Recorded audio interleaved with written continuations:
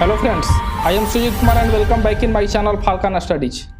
आज मैं जो आपके सामने मैं बात करने जा रहा हूं, मेरा जो सीरीज चल रहा है थर्मोडायनेमिक्स पार्ट नंबर 3, आज मैं आपके सामने डिस्कस कर रहा हूं। इसमें भी वही क्वेश्चन हमने सिलेक्ट किया है जो कि आपके एग्जाम के लिए इंपॉर्टेंट है। तो हम आपको आज का सीरीज स्टार्ट कर रहे हैं। एक क्वेश्चन हमारा क्या बोल रहा है इसके बारे में हम सबसे पहले देखते हैं कि the short coming of A first law of thermodynamics is. कहने का मतलब है, देखिए यहाँ पे क्या है, first law of thermodynamics. First law of thermodynamics क्या होता है आपको पता है। Second law of thermodynamics, second law of क्या ना थर्मोडायनेमिक्स, या हम आपको बताए थे कि फर्स्ट लॉ ऑफ थर्मोडायनेमिक्स जो है हमारा कंजर्वेशन ऑफ एनर्जी से रिलेटेड है, और फर्स्ट लॉ ऑफ थर्मोडायनेमिक्स को जूल ने किया है ना दिया था। सेकंड लॉ ऑफ थर्मोडायनेमिक्स में दो स्टेटमेंट था, जिसको पहला जो स्टेटमेंट है उसको हम क्या बोलते हैं, केल्विन प्लैंक्स स्टेटमेंट, और जो सेकंड स्टेटमेंट है उसको हम बोलते हैं Clausius statement. Kelvin Planck's statement हमारा क्या बोला था, और केल्विन प्लैंक्स स्टेटमेंट बोला था कि दुनिया में कोई भी इंजन हम जो नहीं बना सकते जो कि 100% क्या है इफिशिएंट हो। और क्लॉसियस स्टेटमेंट बोला था कि हीट का फ्लो हमेशा हायर टेम्परेचर बॉडी टू क्या होता है, लोअर टेम्परेचर बॉडी होता है। अगर लोअर से अगर हायर कराना है तो एक एक्स्ट्रा एजेंट हमको ऐड करना होगा, जिसको हम क्या बोलते हैं, हीट इंजन। यही हमारा क्या है सेकंड लॉ ऑफ थर्मोडायनेमिक्स था। थर्ड लॉ ऑफ थर्मोडायनेमिक्स हम आपको बता चुके हैं। क्वेश्चन के बारे में बात करते हैं कि हमारा फर्स्ट लॉ ऑफ थर्मोडायनेमिक्स का क्या शॉर्ट कमिंग है। तो याद रखिएगा कि फर्स्ट लॉ ऑफ थर्मोडायनेमिक्स जो है हमारा क्वांटिटी ऑफ एनर्जी को बताता है। याद रखिएगा कि क्वांटिटेटिव होता है, यानी क्वांटिटी ऑफ क्या है ना एनर्जी को ये हमारा बताता है। और जो सेकंड लॉ ऑफ थर्मोडायनेमिक्स ये हमारा क्वालिटी ऑफ एनर्जी को बताता है।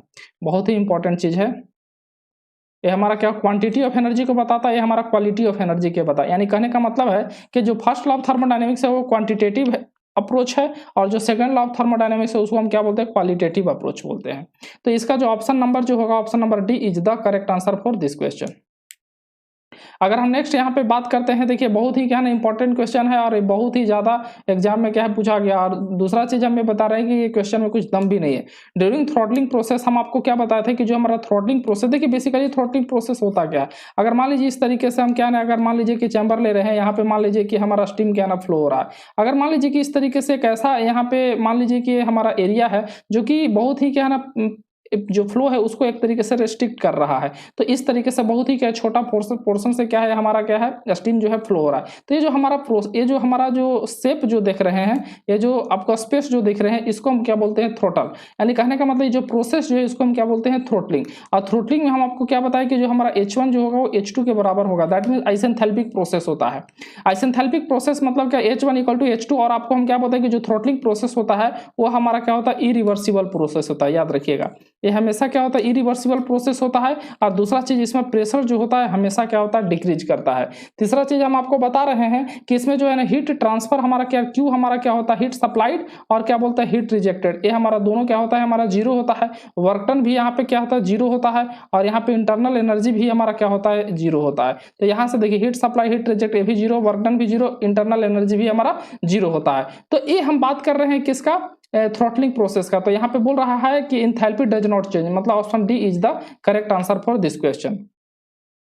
यहाँ पे हम नेक्स्ट बात कर रहे हैं, यहाँ पे क्वेश्चन 112 नंबर क्या बोल रहा है, an ideal gas is filled in a balloon. देखिए ध्यान से ये क्वेश्चन कैसा है। अगर मान लीजिए कि यहाँ पे एक बैलून है, इसमें क्या है बहुत सारे, मान लीजिए कि इसमें क्या है फिल एयर, मतलब क्या ना फिल किया हुआ है। इसको एक इवैक्यूएटेड रूम में क्या है आप लेकर गए और इस बैलून को क्या है रप्चर कर दिए। कहने का मतलब इसको आप क्या ना फोड़ दिए। ये बैलून से क्या होगा कि जो एयर जो है वो हमारा क्या होगा कि जो रूम जो है उसमें क्या ना फैल जाएगा। तो उसमें यहाँ पे बोल रहा है कि इंथैल्पी और क्या बोलते हैं इंटरनल एनर्जी क्या होगा। तो याद रखिएगा कि इंटरनल एनर्जी क्या होता है, हमारा फंक्शन ऑफ क्या ना टेम्परेचर होता है, और इंथैल्पी जो होता है ये हमारा फंक्शन ऑफ टेम्परेचर होता है। तो इंटरनल एनर्जी भी सेम होगा और इंथैल्पी भी हमारा यहाँ पे सेम होगा। यानी कहने का मतलब है कि कोई भी इफेक्ट हमारा पे यहाँ पे नहीं आएगा। तो यहाँ पे हम बोल सकते हैं कि दोनों हमारा क्या हो जाएगा, कांस्टेंट ही होगा। Option C is the correct answer. Next यहाँ पे हम बात करते हैं कि gas expand for a definite volume in a closed vessel, the maximum work will be done when the process at constant. यहाँ पे देखिए क्या बोल रहा है कि एक्सपेंड कर रहा है। तो सबसे पहले यहाँ पे देखिए, यहाँ पे क्या एक्सपेंड कर रहा है। तो एक्सपेंड मान लीजिए कि क्या इस तरीके से ही हमारा करेगा, इस तरीके से करेगा। अगर ये मान लीजिए कि कांस्टेंट प्रेशर है हमारा क्या हुआ, कांस्टेंट वॉल्यूम, यानी प्रेशर है हमारा वॉल्यूम एक्सिस है, तो ये हमारा देखिए adiabatic curve is more vertical than isothermal curve, तो ये हमारा पी वी के power gamma equal to constant, और ये हमारा कितना हो जाएगा पी वी इक्वल टू क्या है कांस्टेंट, और ये हमारा क्या हो जाएगा पी वी के पावर एन इक्वल टू हमारा कांस्टेंट। ये हमारा जो रिप्रेजेंट कर रहा है हमारा क्या है कांस्टेंट क्या है ना प्रेशर लाइन को है, और ये हमारा क्या है ना कांस्टेंट हमारा वॉल्यूम लाइन को है। तो बोल रहा है कि मैक्सिमम वर्क किस में कवर होगा, तो आपको हम बता चुके हैं कि area under the PV diagram हमारा क्या है वर्क डन शो करता है, तो सबसे ज्यादा एरिया जो है ना ये हमारा कांस्टेंट प्रेशर के, जो हमारा कांस्टेंट प्रेशर के अंडर में सबसे ज्यादा एरिया ये कवर करेगा। तो जो हमारा कांस्टेंट प्रेशर जो लाइन होगा सबसे ज्यादा ये एरिया कवर करेगा, मतलब सबसे ज्यादा वर्क डन कांस्टेंट प्रेशर में ही होगा। So option C is the correct answer.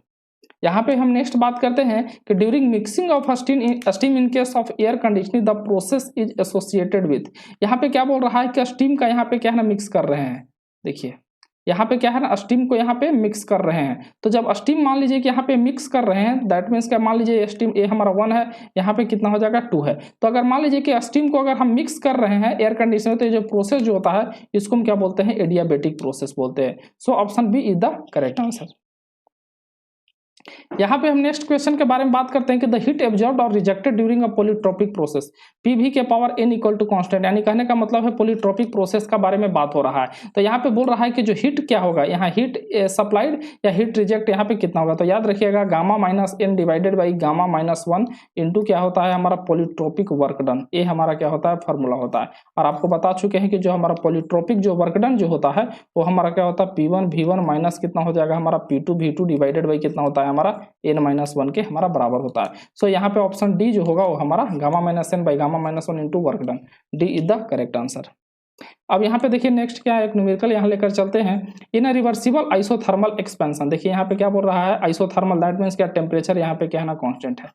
The fluid expand from, यानी कहने का मतलब है P1 इक्वल टू यहाँ पे कितना दिया हुआ 10 बार, और यहाँ से V1 यहाँ पे कितना दिया हुआ है आपको 2 मीटर क्यूब, 2P2 यानी कहने का मतलब P2 यहाँ पे कितना दिया हुआ है 2 बार, उसके बाद क्या है V2 यहाँ पे कितना दिया हुआ है 10 मीटर क्यूब। उसके बाद क्या बोल रहा है कि during this expansion process 100 kilowatt of heat क्या है इज सप्लाइड, ठीक है क्यू का वैल्यू यहाँ पे कितना दिया हुआ है 100 किलोवाट। तो बोल रहा है देन द वर्क डन, देखिए यहाँ ध्यान से वर्क डन आपको क्या है ना निकालना है, वर्क डन आपको निकालना है। तो याद रखिएगा ये कौन सा प्रोसेस है हमारा कांस्टेंट यानी आइसोथर्मल प्रोसेस है। तो आइसोथर्मल प्रोसेस है, आपको क्या पूछ रहा है यहाँ पे वर्क डन, तो याद रखिएगा कि जो dq जो होता है वो हमारा कितना होता है du प्लस कितना हो जाएगा हमारा dw के बराबर होता है। तो du तो हमारा यहाँ पे 0 होगा क्योंकि आइसोथर्मल प्रोसेस है, तो इंटरनल एनर्जी चेंज हमारा क्या होता है 0 हो जाएगा, तो जो हीट सप्लाइड होगा वही हमारा क्या हो जाएगा वर्क डन के भी बराबर होगा। तो यहाँ 100 किलोवाट ही हमारा क्या होगा वर्क डन हमारा होगा। Option C is the correct answer.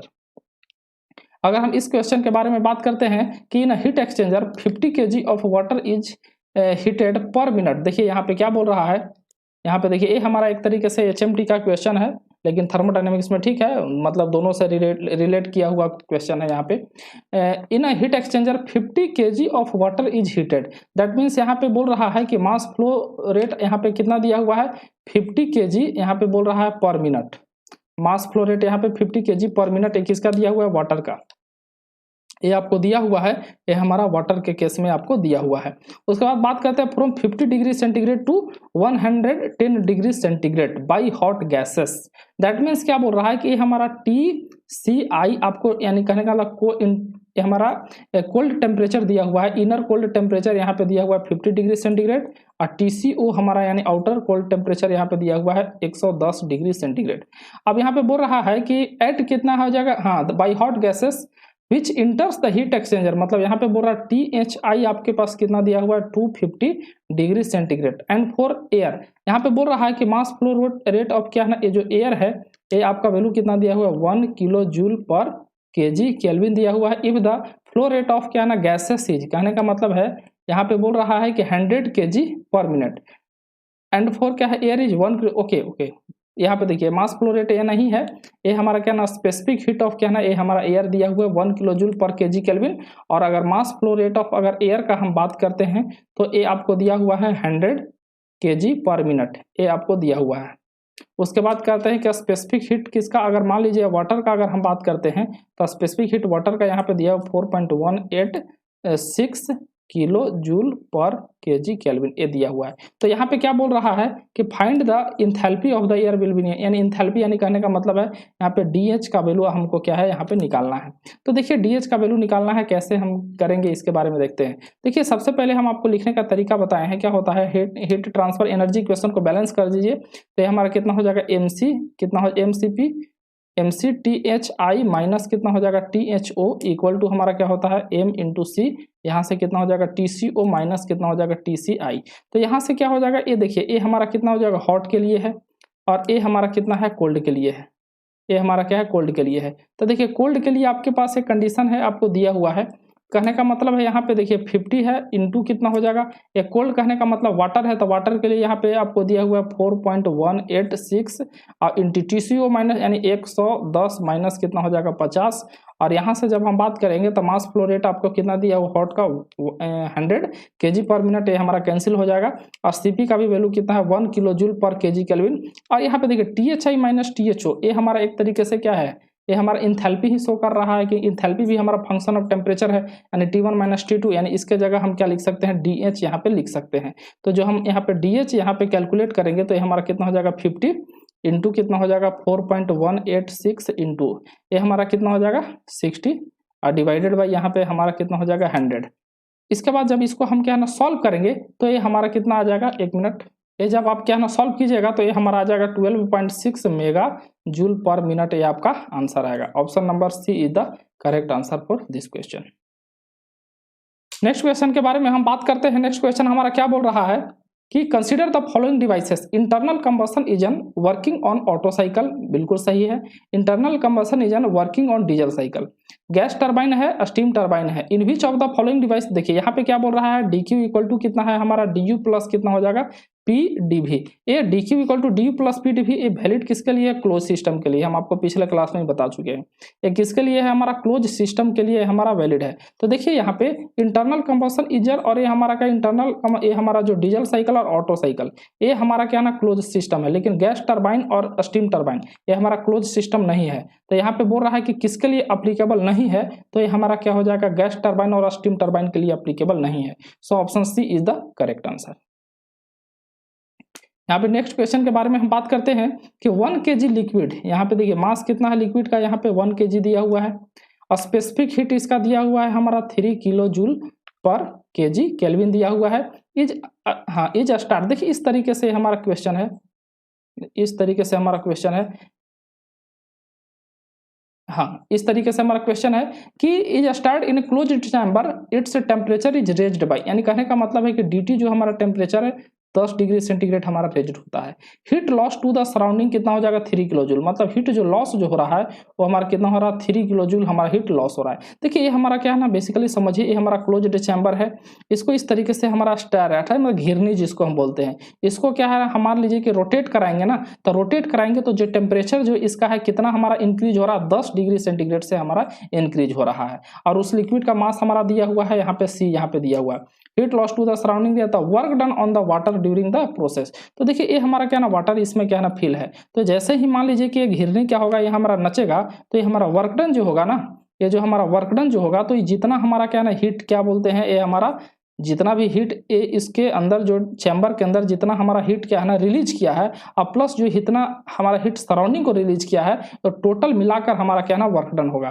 तो यहाँ से जो हम बात करेंगे तो MC कितना हो जाएगा डेल्टा टी और प्लस कितना हो जाएगा 3, तो MC डेल्टा टी मतलब 1 इंटू कितना हो जाएगा 3 इंटू कितना हो जाएगा 10 और प्लस कितना हो जाएगा 3, यानी कहने का मतलब है कि 33 किलो जूल जो होगा यही हमारा कितना हो जाएगा टोटल वर्क होगा। याद रखिएगा कि इसमें जो वर्क जो होगा इक्वल किसके होगा कि कितना हीट क्या है ना इसमें रिलीज किया है और प्लस कितना हीट क्या है ना सराउंडिंग को ये हमारा यानी 3 किलो जूल जो सराउंडिंग गया है और दोनों क्या है ना मिला देंगे तो हमारा क्या होगा टोटल वर्क हमारा निकल जाएगा किसके स्टैट के कारण, यानी घिरनी जो नचने के कारण कितना हमारा वर्क हो रहा है वो हमारा 33 किलो जूल हमारा वर्क हो रहा है। So option D is the correct answer for this question. यहाँ पे हम नेक्स्ट बात करते हैं, यहाँ पे flow work is analogous to. देखिए यहाँ पे फ्लो वर्क किसका एनालोगस है, तो याद रखिएगा कि फ्लो वर्क जो होता है हमारा डिस्प्लेसमेंट वर्क को हम क्या बोलते हैं फ्लो वर्क यहाँ पे बोलते हैं। यहाँ पे हम नेक्स्ट क्वेश्चन के बारे में बात करते हैं कि del Q is the heat transfer to the system and D W. देखिए यहाँ पे क्या बोल रहा है कि मान लीजिए कि हमारा सिस्टम है, दिस इज द सिस्टम। ये क्या बोल रहा है कि यहाँ पे डेल क्यू, यहाँ पे क्या है हमारा हीट ट्रांसफर हो रहा है, और यहाँ से डेल डब्ल्यू जो है हमारा क्या वर्क डन हो रहा है by the system. Then which of the following an exact differential equation. देखिए सबसे पहले हम आपको बता रहे हैं कि ये हमारा एग्जैक्ट डिफरेंशियल है, ये हमारा क्या हो जाएगा इन एग्जैक्ट डिफरेंशियल है। इन दोनों में डिफरेंस क्या है, जैसे हमारा क्या हो जाएगा हीट, ये हमारा क्या है ना हीट, और क्या बोलते हैं वर्क, ये हमारा क्या होता है इन एग्जैक्ट डिफरेंशियल इक्वेशन होता है। इन एग्जैक्ट कहने का मतलब है जिसको जैसे मान लीजिए कि टेम्परेचर हो गया, प्रेशर हो जाएगा, वॉल्यूम, तो इसको जैसे T2 माइनस T1 लिखते हैं, P2 माइनस क्या P1 लिखते हैं, इस तरीके से इसको Q2 माइनस Q1 यहाँ पे नहीं लिख सकते हैं। कहने का इंटीग्रेशन जो है ना Q2 माइनस Q1 यहाँ पे नहीं लिख सकते हैं। तो जिसको हम अगर मान लीजिए इस फॉर्म में क्या है ना डिफरेंस के फॉर्म में लिख रहे हैं वो हमारा एग्जैक्ट डिफरेंशियल होगा, और जिसको नहीं लिख रहे हैं वो हमारा इन एग्जैक्ट डिफरेंशियल होगा। तो यहाँ से कहने का मतलब है कि डेल क्यू जो होता है हमारा कितना हो जाएगा डी यू प्लस कितना हो जाएगा डेल डब्ल्यू के हमारा बराबर होता है। तो यहाँ से डी यू बात करेंगे तो हमारा कितना हो जाएगा डेल क्यू माइनस कितना हो जाएगा डेल डब्ल्यू। तो ये डी यू जो होता है हमारा पॉइंट फंक्शन, और पॉइंट फंक्शन क्या होता है एग्जैक्ट डिफरेंशियल हो सकता है, यानी U2 होता है, यानी U2 माइनस U1 इसको हम क्या है लिख सकते हैं। तो ये हमारा del Q minus del W मतलब option D is the correct answer for this question. देखिए यहाँ पे क्या क्वेश्चन बोल रहा है कि during a constant pressure expansion of a gas 33.3% heat is converted into work. बहुत अच्छा क्वेश्चन है। ये बोल रहा है कि 33.3% heat is converted into work, यानी कहने का मतलब अगर मान लीजिए टोटल हीट अगर मान लीजिए क्यू है तो जो वर्क जो है वो हमारा कितना है 33 पॉइंट कितना हो जाएगा 3%। ये हमारा कितना हो जाएगा क्यू का 33.3% ये हमारा वर्क में कन्वर्ट हो रहा है। अब यहाँ पे क्या बोल रहा है while the temperature raised by, यानी कहने का मतलब है कि डेल्टी यहाँ टेम्परेचर बोल रहा है 20 केल्विन इसका हमारा इंक्रीज हो रहा है। तो specific heat of the gas at constant pressure, ये सीपी का बोल रहा है, ये हमारा कितना होगा सीपी जो है वर्क के प्रोपोर्शन में हमारा कितना होगा यही हमारा निकालना है। तो सबसे पहले हम यहाँ पे बात क्या करते हैं कि एक यहाँ से W इक्वल टू हमारा कितना है 33 पॉइंट कितना हो जाए 3% ऑफ कितना हो जाएगा Q। तो यहाँ Q के जगह हमारा कितना हो जाएगा W बाई कितना हो जाएगा 33 पॉइंट कितना हो जाए 3, ये परसेंटेज है तो डिवाइडेड बाई कितना हो जाएगा 100 कर देंगे। तो यानी कहने का मतलब है कि W बाई कितना हो जाएगा 0 पॉइंट कितना हो जाएगा 33 हो जाएगा, और Q जो होता है हमारा कितना हो जाएगा MC डेल्टा T के बराबर होता है equal to W divided by कितना 0.33। तो यहाँ से कितना हो जाएगा CP यहाँ पे हो जाएगा, तो CP ही यहाँ पे पूछ रहा है तो M तो यहाँ पे 1 ले लेंगे हम यहाँ पे। तो यहाँ CP के जगह पे हमारा कितना हो जाएगा डेल्टी यहाँ पे 20 है, तो यहाँ पे हम बात करते हैं तो W डिवाइडेड बाई कितना हो जाएगा 0.33 इंटू कितना हो जाएगा 20। जब इसको आप जब सॉल्व कीजिएगा ना तो हमारा 0 पॉइंट कितना हो जाएगा 15 इंटू W मतलब क्या हो जाएगा 15% कितना हो जाएगा W, मतलब क्या हुआ option D is the correct answer for this question. Next question हमारा क्या बोलता है कि the internal energy of a certain system is a function of temperature. ये हमारा ई का वैल्यू दिया हुआ है कितना है 25 प्लस कितना हो जाएगा 0.25 किलो जूल। कहने का मतलब है कि इंटरनल एनर्जी जो है वो हमारा टेम्परेचर का ये हमारा फंक्शन यहाँ पे दिया हुआ है। Execute a process for which of the work done by 8 degree temperature increases. हाँ यानी कहने का मतलब है कि यहाँ पे बोल रहा है कि जो हमारा W जो है वो हमारा कितना दिया हुआ 0.75 यहाँ पे किलो न्यूटन मीटर ये हमारा दिया हुआ है, दैट मीन्स 0.75 किलो जूल ये आपको दिया हुआ है। अब यहाँ से क्या बोल रहा है कि द हीट इंटरेक्शन पर डिग्री टेम्परेचर इंक्रीजेज, मतलब क्या वो हीट इंटरेक्शन हमारा निकालना है। तो सबसे पहले क्या है कि ई को हम क्या टी के रिस्पेक्ट में हम इसको डिफ्रेंशिएट करेंगे। तो यहाँ से डी बाई डी टी जब आप निकालिएगा ना तो 25 हमारा कांस्टेंट होता है तो 0 हो जाएगा, प्लस यहाँ पे 0.25 और टी का हमारा कितना हो जाएगा 1, यानी कहने का मतलब सिर्फ 0 पॉइंट कितना हो जाएगा 25। यहाँ से क्या हो जाएगा D E by D T आपको क्या दिया हुआ है इक्वल टू हमारा कितना हो जाएगा क्यू माइनस कितना हो जाएगा डब्ल्यू। तो यहाँ से 0.25 यहाँ पे रहने दीजिए, और यहाँ से क्यू आपको निकालना है माइनस डब्ल्यू यहाँ पे कितना हो 0 पॉइंट कितना हो जाएगा 75। तो जब आप क्यू का वैल्यू निकालिएगा तो यहाँ से कितना हो जाएगा 1 आपके पास आएगा, यानी 1 किलो जूल जो है हमारा हीट ट्रांसफर, यानी कहने का मतलब option B is the correct answer for this question. अगर यहाँ से नेक्स्ट क्वेश्चन के बारे में बात करते हैं कि एयर इज कंप्रेस्ड एडियाबेटिकली। देखिए यहाँ हमारा क्या है कंप्रेस्ड कर रहा है adiabatically for steady flow process with negligible change in potential energy and kinetic energy. That means क्या बोल रहा है कि यहाँ पे पोटेंशियल एनर्जी को आपको क्या करना है 0 ले लेना है, और काइनेटिक एनर्जी को भी आपको क्या कर लेना है 0 ले लेना है। तो the work done in the process, तो वर्क डन क्या हो जाएगा, तो याद रखिएगा कि अगर कंप्रेस्ड एडियाबेटिकली अगर हमारा कंप्रेस्ड एडियाबेटिकली प्रोसेस होगा तो यहाँ जो वर्क डन जो होता है वो हमारा माइनस भी डी पी के हमारा कंप्रेसर के लिए जो वर्क जो होता है वो माइनस भी डी पी। किसके लिए होता है ओपन सिस्टम, ये हमारा किसके लिए होता है ओपन सिस्टम क्या है ना वर्क हमारा माइनस भी डी पी। और क्लोज सिस्टम जो वर्क जो होता है आपको क्लोज्ड सिस्टम जो हमारा वर्क जो होता है वो हम आपको बताए हैं कि जो वर्क जो होता है हमारा क्या होता है पी डी भी के हमारा बराबर, ये हमारा क्लोज सिस्टम वर्क, ये हमारा open system work. Next question के बारे में बात करते हैं कि piston cylinder device with air at an initial temperature, यहाँ पे T1 का वैल्यू दिया हुआ 30 डिग्री सेंटीग्रेड। जब 30 दिया हुआ है तो इसको अगर केल्विन में अगर बदलेंगे तो 30 प्लस कितना हो जाएगा 273, यानी कहने का मतलब है कि 303 केल्विन। ये हमारा कितना हो जाएगा टेम्परेचर, ये इनिशियल टेम्परेचर आपको दिया हुआ है। Undergoes an expansion process for which the pressure and volume are, देखिए यहाँ कहने का मतलब एक्सपैंड हो रहा है, यानी याद रखिए फर्स्ट और लास्ट को आप कंसीडर कीजिए। P1 आपको कितना दिया हुआ है 100 और V1 आपको कितना दिया हुआ है 0.1। उसके बाद कितना P2 आपको कितना दिया हुआ है 14.4 और V2 यहाँ पे कितना दिया हुआ है 0.4। क्या बोला है कि the work done by the system n का वैल्यू 1.4, तो यहाँ से जो वर्क डन जो निकलेगा वो हमारा क्या हो जाएगा P1 V1 माइनस कितना होता है P2 V2 डिवाइडेड बाई कितना हो जाएगा n-1। तो यहाँ से देखिए 100 इंटू कितना हो जाएगा 0.1 और माइनस कितना हो जाएगा यहाँ पे 14.4 इंटू 0.4 और डिवाइडेड बाई n-1, तो n के जगह हमारा 1.4 है और -1। तो ये जब आप कैलकुलेशन जब आप कीजिएगा, जब कैलकुलेशन कीजिए तो आपको आ जाएगा 10.6 किलो जूल। ये हमारा क्या है, ये हमारा वर्क डन निकल कर आया, यानी ऑप्शन डी जो होगा ये इसका correct answer, option D is the correct answer for this question. Next question के बारे में हम बात करते हैं कि एयर इज कंप्रेस्ड आइसोथर्मली, ये एयर को कैसा है, देखिए यानी कहने का मतलब है कि कांस्टेंट यहाँ पे कितना है टेम्परेचर, यानी कहने का मतलब है कि PV इक्वल टू क्या है ना कांस्टेंट यहाँ पे, यानी आइसोथर्मल प्रोसेस का बात हो रहा है। कंप्रेस्ड कर रहे हैं by performing work equal to 16 kilo joule upon it, कहने का मतलब वर्क डन जो हमारा हो रहा है वो हमारा 16 किलो जूल हमारा हो रहा है। The change in internal energy, याद रखिएगा DQ इक्वल टू कितना हो जाएगा DU प्लस कितना हो जाएगा DW। यहाँ पे इंटरनल एनर्जी के बारे में बात कर रहा है। आइसोथर्मल प्रोसेस के लिए जो DU जो होगा, हमारे टेम्परेचर हमारा चेंज हो ही नहीं रहा है तो DU हमारा क्या हो जाएगा 0 हो जाएगा, यानी कहने का मतलब है कि चेंज इन इंटरनल एनर्जी क्या हो जाएगा यहाँ पे 0। Option B is the correct answer. अगर हम नेक्स्ट क्वेश्चन के बारे में बात करते हैं कि अ machine produce 100 kilo joule work, ये हमारा बोल रहा है कि जो मशीन है वो प्रोड्यूस 100 किलो जूल वर्क, यानी कहने का मतलब work done by the system हमारा पॉजिटिव होता है, तो यहाँ पे वर्क डन जो होगा वो 100 किलो जूल, ये हमारा पॉजिटिव में होगा। Consuming 100 kilo joule of heat, heat अगर सिस्टम पे अगर करते हैं, हीट सिस्टम पे अगर देते हैं तो हमारा पॉजिटिव होता है, तो 100 किलो जूल ये भी हमारा क्या पॉजिटिव में ही होगा। बोल रहा है कि this machine will be called, याद रखिएगा कि अगर हीट अगर हमारा मान लीजिए 100 किलो जूल दे रहे हैं तो वर्क भी 100 किलो जूल होगा, ऐसा होता है क्या, लेकिन एक मशीन में होता है। ये हमारा क्या हो जाएगा, इसको हम बोलते हैं PMM2, ये हमारा क्या हो जाएगा PMM परपेचुअल मोशन मशीन जो है हमारा PMM2 जो होता है ये वायलेट करता है हमारा, किसको वायलेट करता है, सेकंड लॉ ऑफ थर्मोडायनेमिक्स को ये क्या करता है वायलेट करता है। ये PMM2 बेसिकली क्या बोलता है कि जैसे मान लीजिए कि हमारा हीट जो एब्जॉर्ब कर रहा है, यानी कि क्यू हीट अगर एब्जॉर्ब कर रहा है तो टोटल के टोटल क्या है ना अगर वर्क डन दे रहा है, दैट मीन्स क्या हो रहा है कि हीट रिजेक्शन यहाँ पे क्या हो रहा है 0।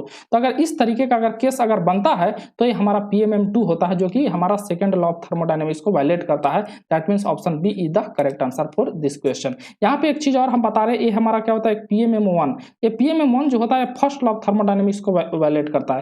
हमारा क्या होता है फर्स्ट लॉ ऑफ थर्मोडायनेमिक्स को क्या करता है हमारा वायलेट करता है। ये क्या करता है कि विदाउट क्या है ना हीट को क्या है ना कंज्यूम किए हुए, विदाउट हीट को कंज्यूम किए ये अपने से ही क्या है ना ये वर्क दे देता है, मतलब क्या हुआ इटसेल्फ क्या है ना एनर्जी क्या है ना ट्रांसफर कर देता है। ऐसा होता नहीं है, लेकिन PMM1 के केस में ऐसा होता है। तो ये हमारा जो है ना फर्स्ट लॉ ऑफ थर्मोडायनेमिक्स को क्या करता है वायलेट करता है। और एक होता है हमारा PMM3, PMM3 क्या होता है कि यहाँ पे फ्रिक्शन जो होता है ना, ये जो मशीन में क्या होता है फ्रिक्शन ये हमारा क्या होता है 0 हो जाता है। ये फ्रिक्शन हमारा 0 होता है, इसको हम क्या बोलते हैं PMM3 बोलते हैं।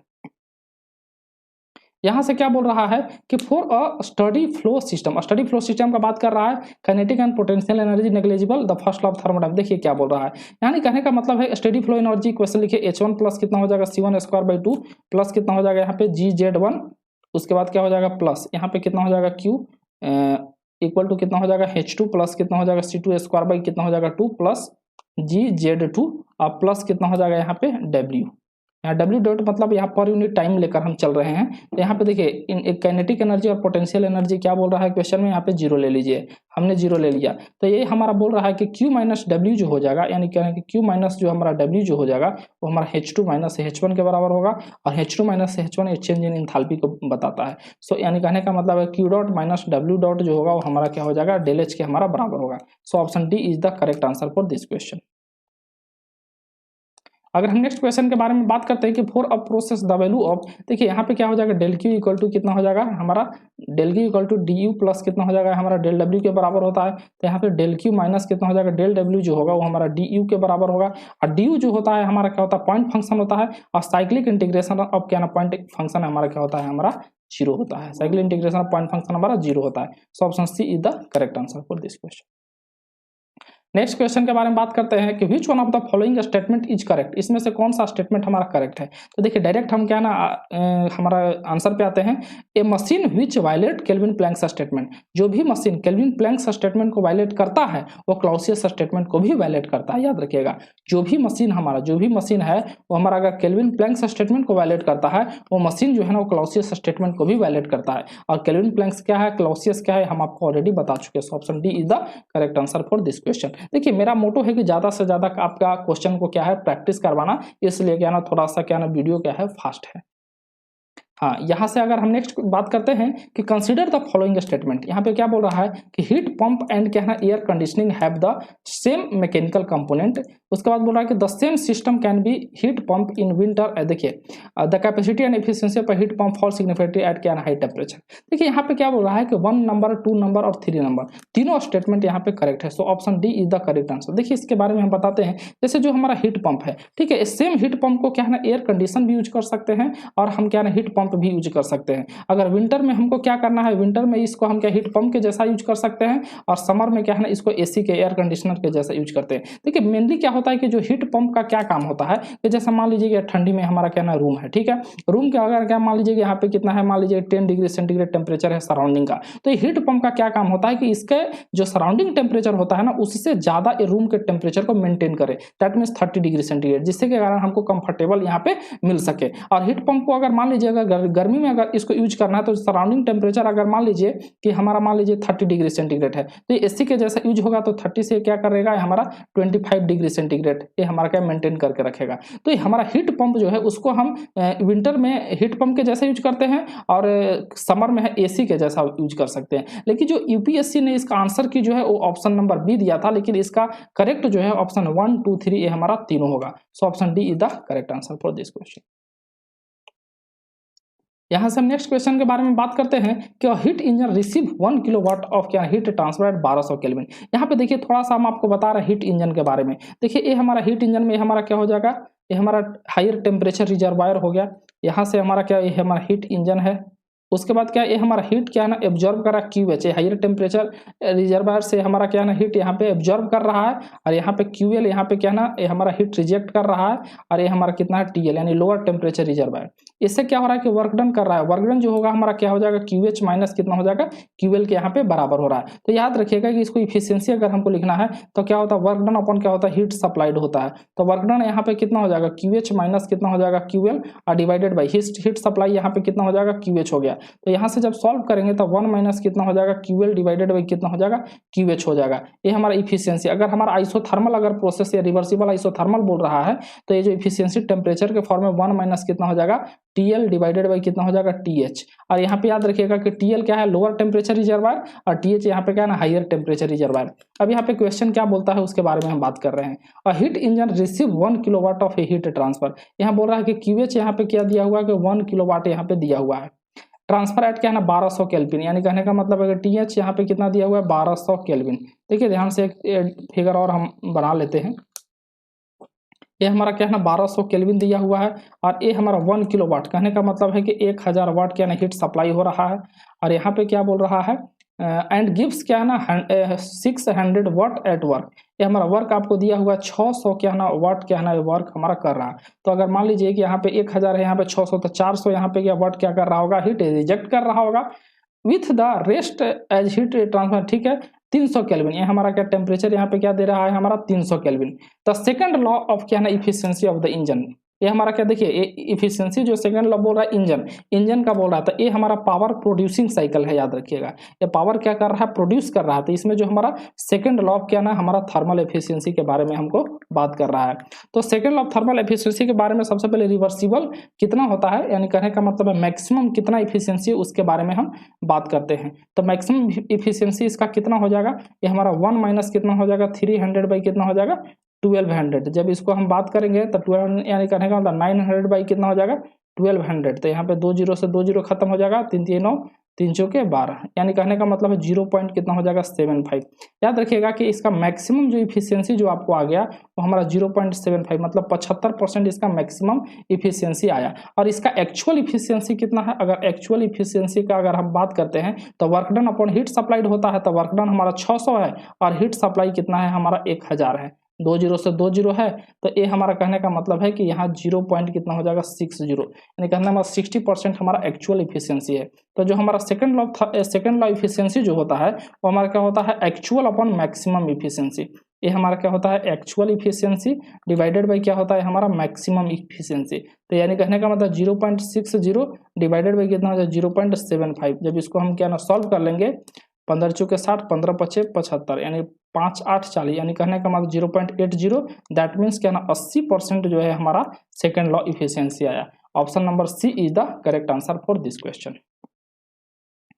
यहाँ से हम बोल रहे हैं, यहाँ से नेक्स्ट क्वेश्चन है कि गैस ए एट क्या ना 1 मेगा पास्कल, यानी देखिए ये गैस कितना हो जाएगा हमारा ए, गैस ए बोल रहा है। यहाँ पे प्रेशर आपको दिया हुआ है कितना 1 मेगा पास्कल है, आपको प्रेशर दिया हुआ है। टेम्परेचर दिया हुआ T1 जो है हमारा 100 डिग्री सेंटीग्रेड, मतलब 100 प्लस 273 करेंगे तो ये हमारा कितना 373 केल्विन ये हमारा टेम्परेचर है। यहाँ पे बी का वैल्यू यहाँ पे क्या दिया हुआ है एट 5 मेगा पास्कल, यानी P2 का जो जगह पे हमारा क्या है ना 5 मेगा पास्कल दिया हुआ है, लेकिन टेम्परेचर भी यहाँ पे कितना है T2 हमारा कितना दिया हुआ है 100 डिग्री सेंटीग्रेड। दैट मीन्स क्या हुआ 373 केल्विन ये हमारा टेम्परेचर है। होगा such that the final temperature after mixing, अच्छा मिक्स करने के बाद भी इसका जो फाइनल जो टेम्परेचर जो है ना वो भी हमारा कितना दिया हुआ है 100 डिग्री सेंटीग्रेड। 100 डिग्री सेंटीग्रेड कहने का मतलब क्या हो गया कि 273 ऐड करेंगे तो 373 केल्विन ये हमारा फाइनल टेम्परेचर भी दिया हुआ है। द प्रोसेस इज एडियाबेटिक, ठीक है। The entropy of the gas, अच्छा इंट्रोपी के बारे में यहाँ पे बात कर रहा है कि इंट्रोपी यहाँ पे क्या होगा, इसके बारे में हम बात कर रहा है। तो देखिए सबसे पहले हम यहाँ पे बात कर रहे हैं कि इंट्रोपी यहाँ पे क्या होगा। देखिए डीएस जो होता है हमारा क्या होता है डीक्यू डिवाइडेड बाई कितना हो जाएगा टी। तो देखिए यहाँ पे क्या बोल रहा है कि यहाँ पे दो यानी गैस ए और गैस बी के बारे में बात कर रहा है। अगर इस तरीके से मान लीजिए कि अगर गैस ए है यहाँ पे गैस बी है तो इसका S1 अगर इंट्रोपी इसके लिए अगर लिखना है ना तो MC एलएन क्या हो जाएगा हमारा final temperature TF divided by कितना हो जाएगा T1, और S2 लिखना है तो इसके लिए भी MC एलएन कितना हो जाएगा फाइनल टेम्परेचर डिवाइडेड बाई कितना हो जाएगा T2। तो एक बात बताइए फाइनल टेम्परेचर भी 100 है, इनिशियल टेम्परेचर भी 100 है, यानी कहने का मतलब है कि फाइनल इनिशियल T1 T2 भी सेम है। तो ये हमारा कितना हो जाएगा, अगर S1 अगर हम बात करते हैं तो MC एलएन क्या हो जाएगा 1, LN1 का वैल्यू 0 हो जाएगा, तो S1 भी हमारा 0 हो जाएगा और S2 भी हमारा कितना हो जाएगा 0 हो जाएगा। तो ये बोल रहा है कि the entropy of the gas क्या ना will remain same. Option number B is the correct answer for this question. यानी कहने का मतलब है जो DS जो होगा हमारा 0 होगा, मतलब क्या है ना इंक्रीज होगा ना डिक्रीज होगा। यहाँ से हम नेक्स्ट क्वेश्चन के बारे में बात करते हैं कि the efficiency of a reversible cycle depends upon the, कि जो हमारा जो रिवर्सिबल साइकिल का जो हमारा इफिशियंसी है वो किस पे डिपेंड करता है। तो कल ही हम आपको बताए हैं कि जो इफिशियंसी जो रिवर्सिबल साइकिल का हमारा वर्किंग फ्लूइड पे इंडिपेंडेंट होता है, लेकिन temperature of the two reservoir between which cycle operate temperature पे सिर्फ डिपेंड करता है। So option C is the correct answer for this question. Next question यहाँ पे क्या बोल रहा है कि one reversible heat engine operate between 1600 Kelvin. कहने का मतलब एक हमारा क्या हो जाएगा 1600 केल्विन, ये हमारा हायर टेम्परेचर है। यहाँ से क्या हो जाएगा ये हमारा क्या होना, मान लीजिए कि हमारा इंजन है, ठीक है, ये हमारा क्या हो रहा है ऑपरेट हो रहा है 1600 केल्विन, ये हमारा कितना हो जाएगा T2 मान लीजिए केल्विन हुआ। और जो दूसरा रिवर्सिबल है वो हमारा कितना हो जाएगा T2 जो है T2 और क्या बोलते हैं 400 के बीच क्या हो रहा है, ये हमारा ऑपरेट हो रहा है। अब यहाँ पे क्या बोल रहा है कि यहाँ पे बोल रहा है कि if both the engine have the same heat input. देखिए अगर मान लीजिए यहाँ पे Q जा रहा है, यहाँ भी Q जा रहा है, अगर मान लीजिए यहाँ पे अगर मान लीजिए Q2 है, यहाँ भी कितना है Q2 है, तो अगर ये हमारा तो Q माइनस Q2 और Q माइनस Q2 यहाँ पे भी हमारा वैल्यू क्या ना हमारा सेम ही आएगा और यहाँ पे भी सेम। दैट मीन्स क्या हुआ कि इफिशियंसी अगर फर्स्ट केस में अगर हम देखें तो हमारा क्या हो जाएगा work done minus Q minus क्या Q2 डिवाइडेड बाई Q, और हमारा जो सेकंड भी केस में अगर इफिशियंसी आएगा तो ये भी हमारा कितना हो जाएगा Q माइनस कितना हो जाएगा Q2 डिवाइडेड बाई कितना हो जाएगा Q। यानी कहने का मतलब है कि इफिशियंसी जो 1 का जो होगा वही इफिशियंसी हमारा 2 के हमारा बराबर हो जाएगा। तो यहाँ से T2 टेम्परेचर यहाँ पे निकालने के लिए बोल रहा है। तो इफिशियंसी क्या होता है हमारा वर्क डन अपॉन क्या होता है हीट सप्लाई। अगर टेम्परेचर के फॉर्म में अगर लिखना चाहे तो 1 माइनस कितना हो जाएगा लोअर टेम्परेचर डिवाइडेड बाई कितना हो जाएगा हमारा 1600 केल्विन, यहाँ से लिख सकते हैं। और यहाँ पे 1 माइनस कितना हो जाएगा लोअर टेम्परेचर मतलब 400 और डिवाइडेड बाई कितना हो जाएगा हमारा T2 के बराबर हो जाएगा। तो यहाँ से हम बात करते हैं कि 1 से 1 यहाँ पे कैंसिल हो जाएगा, माइनस से माइनस कैंसिल हो जाएगा, तो यहाँ से T2 स्क्वायर इक्वल टू कितना हो जाएगा 1600 इंटू कितना हो जाएगा यहाँ पे 400। तो यहाँ T2 का जब वैल्यू लिखेंगे तो रूट अंडर कितना हो जाएगा 1600 इंटू कितना हो जाएगा 400। जब इसको सॉल्व करेंगे तो हमारा 800 केल्विन हमारा क्या होगा आंसर होगा। अब याद रखिएगा कि जब हमारा इफिशियंसी अगर सेम होता है ना तो जो हमारा टेम्परेचर जो T2 जो होता है हमारा क्या होता है T2 जो होता है रूट अंडर कितना हो जाएगा T1 इंटू कितना हो जाएगा T3 होता है। ये कब होता है जब इफिशियंसी सेम होता है तब। लेकिन जब वर्क डन हमारा सेम होगा, ये हमारा वर्क डन अगर मान लीजिए यहाँ पे सेम होता है तो जो हमारा हमारा टेम्परेचर T2 जो होता है वो T1 प्लस कितना हो जाएगा T3 डिवाइडेड बाई कितना हो जाएगा 2। यानी कहने का मतलब है कि जब वर्क डन सेम होगा तो अर्थमेटिक मीन होगा और जब हमारा इफिशियंसी सेम होगा तो जियोमेट्रिक मीन होगा।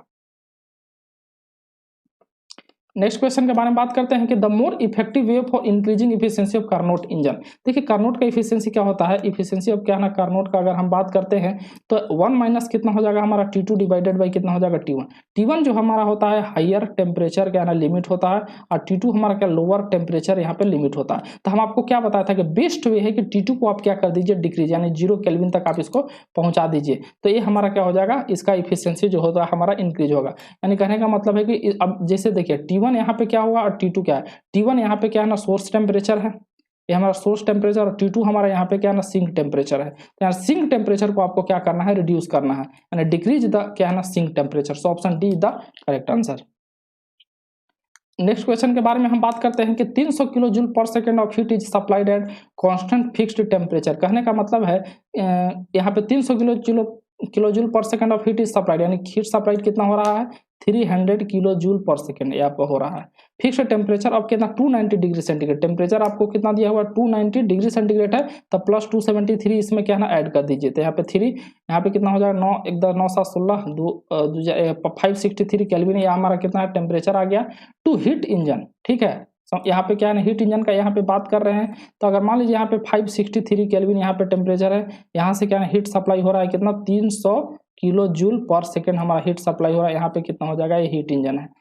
अब उसके बाद यहाँ पे क्या बोल रहा है to heat engine 150 kilo joule per second of heat is rejected, यानी 150 किलो जूल पर सेकेंड जो है हमारा हीट रिजेक्ट हो रहा है 8.5 डिग्री सेंटीग्रेड। तो 8.5 में 273 जब आप ऐड कीजिएगा तो ये हमारा कितना हो जाएगा 8.5 में 273 आप ऐड कीजिए तो हमारा कितना हो जाएगा 5 हो जाएगा, 8 3 11 की एक 7 हो जाएगा 281.5। ये हमारा कितना हो जाएगा 281 पॉइंट कितना हो जाएगा 5 केल्विन, ये हमारा T2 टेम्परेचर है। Then the cycle is reported. अब यहाँ ये बहुत इंपॉर्टेंट क्वेश्चन है कि साइकिल हमारा क्या होगा, रिवर्सिबल साइकिल होगा, इरिवर्सिबल साइकिल होगा, इम्पॉसिबल साइकिल होगा या रैंडम साइकिल होगा। अगर इस तरीके का अगर हमारा क्वेश्चन आता है तो एक हम चीज बताते हैं। देखिए एंट्रोपी का यहाँ पे कॉन्सेप्ट समझिए। अगर मान लीजिए हमारा सिस्टम है, ध्यान से देखिएगा, ये हमारा सिस्टम है। अगर मान लीजिए यहाँ पे Q1 टेम्परेचर यहाँ पे दे रहे हैं सिस्टम को, और Q1 हीट अगर हम यहाँ पे सप्लाई कर रहे हैं और Q2 हीट हमारा रिजेक्ट हो रहा है, तो इसका एंट्रोपी जो होता है हमारा वो हमारा कितना हो जाएगा प्लस Q1 डिवाइडेड बाई कितना हो जाएगा हमारा, मान लीजिए कि हमारा T1 है, ये हमारा मान लीजिए कि हमारा T1 है, ये हमारा T2 है। तो ये कहने का मतलब है कि Q1 बाई T1 माइनस कितना हो जाएगा Q2 डिवाइडेड बाई कितना हो जाएगा T2। अब यहाँ पे एंट्रोपी आप निकालिए, एंट्रोपी से ही डिसाइड होगा कि सिस्टम हमारा रिवर्सिबल है कि रिवर्सिबल है, क्या है इम्पॉसिबल है क्या है। तो यहाँ से अगर ds अगर हम निकालेंगे तो 300 डिवाइडेड बाई कितना हो जाएगा 563 और माइनस यहाँ पे कितना कर देंगे 150 डिवाइडेड बाई कितना हो जाएगा 281 पॉइंट कितना हो जाएगा 5। जब इसको जब आप क्या है ना कैलकुलेशन कीजिएगा,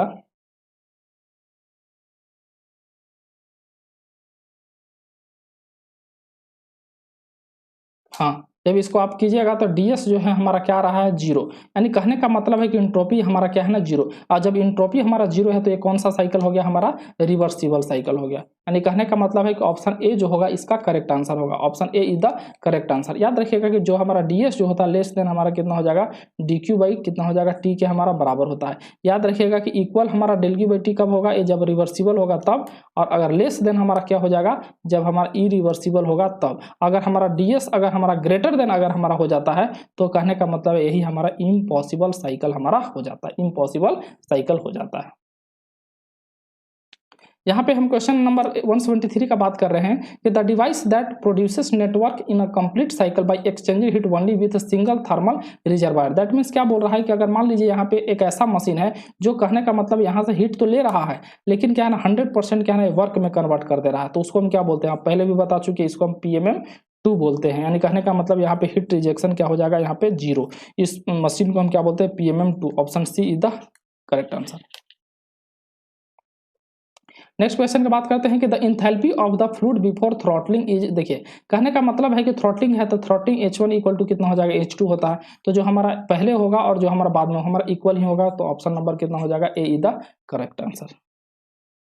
नेक्स्ट क्वेश्चन के बारे में बात करते हैं कि the statement the efficiency of all reversible heat engine operating between the same temperature level is same known as, देखिए जो भी हमारा क्या ना रिवर्सिबल हीट इंजन का अगर इफिशियंसी अगर टेम्परेचर अगर हमारा सेम है तो उसका क्या है इफिशियंसी भी हमारा सेम होता है। ये जो स्टेटमेंट है ये हमारा कोरोलरी ऑफ क्या ना कार्नोट थ्योरम, यानी option A is the correct answer for this question. यहाँ पे नेक्स्ट क्वेश्चन का बात करते हैं कि heat transfer takes place according to, ये बहुत ही इंपॉर्टेंट क्वेश्चन कि जो हमारा हीट का ट्रांसफर जो है किस लॉ के अकॉर्डिंग क्या है, ये हमारा हमेशा क्या ना कंफ्यूजन होता है कि फर्स्ट लॉ ऑफ थर्मोडायनेमिक्स की सेकंड लॉ ऑफ थर्मोडायनेमिक्स। तो याद रखिएगा हीट का ट्रांसफर हमेशा जो होता है ना वो सेकंड लॉ ऑफ थर्मोडायनेमिक्स के ही हिसाब से होता है। यहाँ पे हम बात करते हैं कि 3 इंजन ए बी सी, ए हमारा ए है, बी है, यहाँ पे सी है, ऑपरेटिंग ऑन क्या ना कार्नोट साइकिल, ठीक है, रिस्पेक्टली यूज क्या इसमें क्या ना एयर हमारा यूज हो रहा है, उसके बाद क्या इसमें क्या ना स्टीम यूज हो रहा है, उसके बाद क्या इसमें क्या है हीलियम यूज हो रहा है at the working fluid if all the engine operates with in the same higher and क्या ना लोअर टेम्परेचर, यानी तीनों का जो है ना हमारा TH और क्या बोलते हैं TL, ये दोनों वैल्यू हमारा क्या ना सेम है।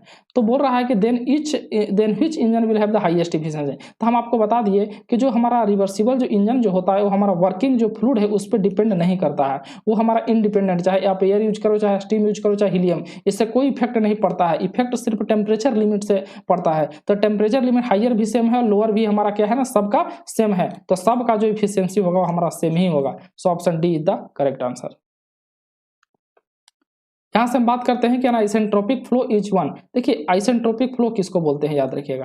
देखिए आइसेंट्रोपिक फ्लो जो होता है, आइसेंट्रोपिक फ्लो जो होता है वो आइसेंट्रोपिक बोलते हैं रिवर्सिबल के साथ क्या हो, ये हमारा क्या हुआ, रिवर्सिबल के साथ क्या हो हमारा एडियाबेटिक हो, रिवर्सिबल के साथ हमारा जब एडियाबेटिक होता है उसको हम क्या बोलते हैं, आइसेंट्रोपिक होते हैं। तो ये हमारा एडियाबेटिक प्लस रिवर्सिबल, ये हमारा आइसेंट्रोपिक। आपको चीज़ एक और चीज़ बता देते हैं कि जो हमारा एडियाबेटिक प्रोसेस होता है, एडियाबेटिक प्रोसेस से दो तरीके, यानी ये हमारा रिवर्सिबल भी होता है और ये हमारा इरिवर्सिबल भी होता है। अगर रिवर्सिबल के साथ एडियाबेटिक होगा तो यहाँ पे इंट्रोपी जो हमारा जीरो हो जाएगा, लेकिन अगर एडियाबेटिक के साथ इरिवर्सिबल होगा तो यहाँ इंट्रोपी हमारा जीरो यहाँ पे नहीं होगा, याद रखिएगा। यानी कहने का मतलब यहाँ पे इंट्रोपी जो होगा हमारा जीरो नहीं होगा। यहाँ पे हम बात करते हैं कि Carnot cycle is not considered as a practical cycle because, देखिए कार्नोट साइकिल को प्रैक्टिकल साइकिल इसलिए नहीं बनाया गया है ताकि सबसे पहला चीज़ कि बहुत ही क्या ना स्लो प्रोसेस होता है, लेकिन यहाँ पे वैसा कोई ऑप्शन है नहीं, तो इससे PV डायग्राम जो होता है वो बहुत ही क्या होता है, नैरो होता है, इसलिए हमारा क्या हुआ कार्नोट साइकिल को प्रैक्टिकल साइकिल नहीं। देखिए हमारा PV डायग्राम TS डायग्राम के बारे में आप जान रहे होंगे, हमारा सब क्या होता है कर्वे होता है, इस तरीके से जो होता है 1 2 3 यहाँ पे 4। अगर हम TS डायग्राम के अगर हम बारे में बात करते हैं हमारा TS डायग्राम, तो ये हमारा कितना हो जाएगा, इस तरीके से एक डब्बा बनता है 1 2 3 4, तो ये हमारा क्या हो जाएगा PV डायग्राम और क्या बोलते हैं TS डायग्राम, ये हमारा ड्रॉ होता है। ये हमारा PV डायग्राम कर्व ही होता है और TS डायग्राम एक हमारा रेक्टेंगल बनता है, याद रखिएगा। अगर हम नेक्स्ट बात करते हैं a frictionless heat engine can be 100% efficient only if the exhaust temperature. बोल रहा है कि फ्रिक्शनलेस हीट इंजन, देखिए frictionless heat engine that means reversible engine, तो रिवर्सिबल इंजन 100% इफिशियंसी कब देगा, इफिशियंसी 1 माइनस कितना हो जाएगा T2 डिवाइडेड बाई कितना हो जाएगा T1, ये बोला 100%, यानी कहने का मतलब 1 होगा इफिशियंसी, कब होगा जबकि ये वाला टर्म हमारा जीरो होगा, यानी जीरो कहने का मतलब T2 जो होगा हमारा 0 केल्विन होना चाहिए, डिग्री सेंटीग्रेड नहीं होना चाहिए, याद रखिए। तो option D is the correct answer. Next question के बारे में बात करते हैं कि 2 reversible engine are connected in series, याद रखिएगा 2 रिवर्सिबल इंजन को हम सीरीज में कनेक्ट कर रहे हैं। दिस इज द फर्स्ट, अगर मान लीजिए यहाँ पे T1 टेम्परेचर है, यहाँ से क्या है इंजन नंबर 1 इसको कनेक्ट किए, यहाँ से हमारा कितना हो जाएगा, ये हमारा T2 टेम्परेचर, उसके बाद यहाँ से हमारा कितना हो जाएगा इंजन नंबर 2 को यहाँ पे कनेक्ट किया, ये हमारा कितना हो जाएगा T3 टेम्परेचर। उसके if this 2 engine are replaced by a single reversible engine, ये 2 इंजन को एक मान लीजिए सिंगल रिवर्सिबल इंजन से रिप्लेस कर देते हैं तो इसका इफिशियंसी क्या होगा। तो याद रखिएगा कि जो इसका इफिशियंसी जो हमारा ओवरऑल इफिशियंसी अगर हम बात करते हैं ओवरऑल इफिशियंसी, तो दोनों का अगर दिया तो इसका याद रखिएगा इफिशियंसी 1 प्लस कितना हो जाएगा इफिशियंसी ऑफ 2 और माइनस कितना हो जाएगा इफिशियंसी ऑफ क्या हो जाएगा 1 इंटू कितना हो जाएगा इफिशियंसी ऑफ 2, ये फॉर्मूला होता है।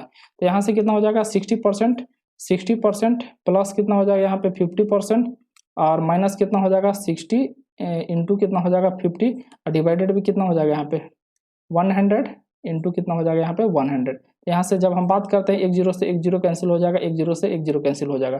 यहाँ से जब हम बात करें 60 प्लस फिर ये हमारा 110 परसेंटेज है तो यहाँ पे नीचे में 100 कर देंगे माइनस, ये हमारा कितना हो जाएगा 6 पचे कितना हो जाएगा 30 और 10 दहिया कितना हो जाएगा 100। तो यानी कहने का मतलब यहाँ से जब हम इसको कैलकुलेशन करेंगे तो 1.1 माइनस कितना हो जाएगा 0.3, यानी कहने का मतलब है कि 0.8 यहाँ पे आएगा, यानी कहने का मतलब 80% जो होगा इसका इफिशियंसी होगा। So option C is the correct answer for this question. अब देखिए ये बहुत ही इंपॉर्टेंट क्वेश्चन है, ये हमारा ESC 2018 में पूछा गया क्वेश्चन है, लेकिन बहुत ही क्या नहीं इंपॉर्टेंट है। इसको देखिए हम क्या है बताते सॉल्व करते हैं कैसे होगा। क्या बोल रहा है कि what is the ratio of the efficiency of one. तो सबसे पहले हम क्या ना इफिशियंसी ऑफ वन साइकिल के लिए निकालेंगे। देखिए बहुत ही ध्यान से क्या ना इसको हम बात करते हैं। तो इफिशियंसी होता क्या है, वर्क डन बाई कितना हो जाएगा हीट सप्लाइड होता है। तो याद रखिएगा इस चीज को, अगर मान लीजिए हमारा क्या ना TS डायग्राम होता है, ठीक है। TS डायग्राम में अगर मान लीजिए इस तरीके से हमारा जो भी डायग्राम बन रहा है, अगर मान लीजिए इस तरीके से हमारा मान लीजिए कि इस तरीके से साइकिल है, तो अगर इस तरीके से साइकिल अगर है तो जो ये वाला जो हमारा कंप्लीट जो साइकिल होता है ये हमारा वर्क डन देता है, और ये पूरा अगर हम बात करते हैं तो ये हमारा क्या बोलता है हीट सप्लाई देता है। ये नीचे वाला क्या होता है हमारा हीट रिजेक्शन देता है। तो ये टोटल में से अगर मान लीजिए हीट सप्लाई में से अगर नीचे वाला हीट रिजेक्शन माइनस करते हैं तो यही हमारा वर्क डन हमारा आता है। एक बार और इसको समझते हैं, देखिए ध्यान से। अगर मान लीजिए कि इस तरीके से हमारा क्या ना ये हमारा इस तरीके से हमारा क्या ना साइकिल हो रहा है, ठीक है। तो यहाँ से अगर मान लीजिए ये प्रोसेस है, मान लीजिए यहाँ से लेकर यहाँ तक, तो इसके अंदर ये टोटल अगर हम बात करते हैं तो ये टोटल जो होता है हमारा हीट सप्लाइड देता है। नेक्स्ट हम क्या ना आपको पेन चेंज करके हम आपको बता रहे हैं। हाँ, और ए वाला अगर हम बात करते हैं, ए वाला जो अगर हम से पे बात करते हैं तो ए वाला हमेशा क्या हो जाएगा हीट रिजेक्टेड देता है। तो टोटल में से heat supply minus heat rejection है, तो ए वाला जो हमारा जो ए वाला जो है ए वाला हमारा क्या हो जाएगा A heat supplied minus heat rejection, that means क्या हो जाएगा हमारा वर्क डन देता है। बस इसी का खेल है, बाकी क्या है ना आपको क्वेश्चन क्या है यहाँ पे अब बन जाएगा। तो यहाँ से हम बात करते हैं सबसे पहले क्या है ना 1 नंबर के लिए। कहने का मतलब है कि इफिशियंसी 1 के लिए वर्क डन बाई कितना हो जाएगा हीट सप्लाई। तो देखिए work done by heat supply efficiency कितना 1 के लिए निकालिए, तो work done by heat supply, तो वर्क डन के लिए क्या हो जाएगा, देखिए वर्क डन के लिए क्या हो जाएगा ए वाला हमारा क्या होना पोर्सन है, 1 मिनट। वर्क डन के लिए क्या करना पड़ेगा, ए वाला पोर्शन हम सबसे पहले निकालना पड़ेगा। तो ये हमारा ट्रेंगल है तो क्या हो जाएगा 1/2 गुने क्या हो जाएगा हमारा बेस, तो बेस हमारा कितना हो जाएगा S1 माइनस कितना हो जाएगा S2, और हाइट हमारा कितना हो जाएगा T1 माइनस कितना हो जाएगा हमारा T2। ये हमारा work done by heat supplied. Heat supply यहाँ पे कितना हो जाएगा ट्रेपीजियम बन रहा है। हीट सप्लाई मतलब क्या हो जाएगा टोटल ए वाला जो हमारा एरिया जो है ना ये टोटल लेना होगा, तो ये हमारा ट्रेपीजियम हो जाएगा। तो ट्रेपीजियम क्या होता है 1/2 इंटू सम ऑफ बेस, तो सम ऑफ बेस कितना हो जाएगा यहाँ से आता है T2 प्लस कितना हो जाएगा T1, यानी T1 प्लस कितना हो जाएगा T2 और इंटू कितना हो जाएगा हाइट मतलब S1 माइनस S2। ये हमारा कितना S1 माइनस कितना हो जाएगा S2, तो यहाँ से कैंसिल होगा 1/2 से 1/2 S1 माइनस S2 से हमारा S1 माइनस S2। ये हमारा क्या बचेगा T1 माइनस कितना हो जाएगा T2 डिवाइडेड बाई कितना हो जाएगा T1 प्लस कितना हो जाएगा T2।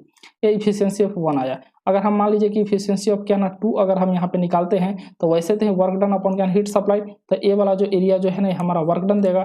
तो कहने का मतलब ये ट्रेंगल है तो 1/2 इंटू बेस, तो हमारा क्या बेस, तो बेस हमारा यहाँ से कितना हो जाएगा S1 माइनस कितना हो जाएगा S2, और हाइट अगर हम बात करते हैं तो यहाँ से कितना हो जाएगा T1 माइनस कितना हो जाएगा T2 और डिवाइडेड बाई यहाँ से कितना हो जाएगा हमारा, अगर हम टोटल बात करते हैं हीट सप्लाई तो ये हमारा एक तरीके से रेक्टेंगल बन रहा है ना, तो रेक्टेंगल का एरिया कितना हो जाएगा हमारा S1 माइनस S2, ये हमारा कितना हो जाएगा S1 माइनस क्या हो जाएगा S2 इंटू कितना हो जाएगा हमारा S1 माइनस इंटू कितना हो जाएगा हमारा T1 हो जाएगा। तो यहाँ से कैंसिल हो जाएगा, तो यहाँ से हमारा कितना आया 1 बाई कितना हो जाएगा 2 इंटू कितना हो जाएगा हमारा T1 माइनस कितना हो जाएगा T2 और डिवाइडेड बाई कितना हो जाएगा T1। इफिशियंसी 1 आया है, इफिशियंसी क्या है ना 2 आया है। अब क्या करते हैं हम दोनों को क्या करते हैं डिवाइड कर देंगे, और जब दोनों को डिवाइड कर देंगे तो ये हमारा क्या है ना आंसर हमारा सॉल्व हो जाएगा। यानी कहने का मतलब है यहाँ पे बात करते हैं इफिशियंसी ऑफ कितना हो जाएगा 1 डिवाइडेड बाई कितना हो जाएगा इफिशियंसी ऑफ 2। इन दोनों को डिवाइड करेंगे तो देखिए क्या आया, क्या आएगा देखिए यहाँ पे T1 माइनस कितना हो जाएगा T2 और डिवाइडेड बाई कितना हो जाएगा यहाँ पे T1 प्लस कितना हो जाएगा T2। और जब इसको जब नीचे से डिवाइड करेंगे तो ये हमारा कितना हो जाएगा 2 ऊपर चला जाएगा, तो यहाँ पे 2T1 हो जाएगा डिवाइडेड बाई कितना हो जाएगा यहाँ से T1 माइनस कितना हो जाएगा T2 आया, तो T1 माइनस T2 से T1 माइनस T2 कैंसिल हो जाएगा। तो देखिए 2T1 by T1 plus T2 ये हमारा आ जाएगा 2T1 divided by T1 plus कितना हो जाएगा T2। यही हमारा क्या ना final efficiency of 1 divided by क्या है ना इफिशियंसी ऑफ 2। यानी कहने का मतलब है कि option number D is the correct answer for this question. हाँ, नेक्स्ट क्वेश्चन के बारे में बात करते हैं दोस्तों। A rigid insulated tank is initially evacuated. The tank is connected with a supply line through which air is to be idealized with a constant specific 1 megapascal. 350 degree centigrade यहाँ पे initial temperature यहाँ पे क्या दिया हुआ है 350 degree centigrade दिया हुआ है। अगर हम केल्विन में करेंगे तो 350 प्लस क्या करेंगे 273। यहाँ से हम बात करेंगे 3, यहाँ पे कितना 7 5 12 के 2 3 2 5 1 623 kelvin. A valve connected with a supply line in opened and the tank is charged with air until the final pressure inside the tank reaches 1 megapascal।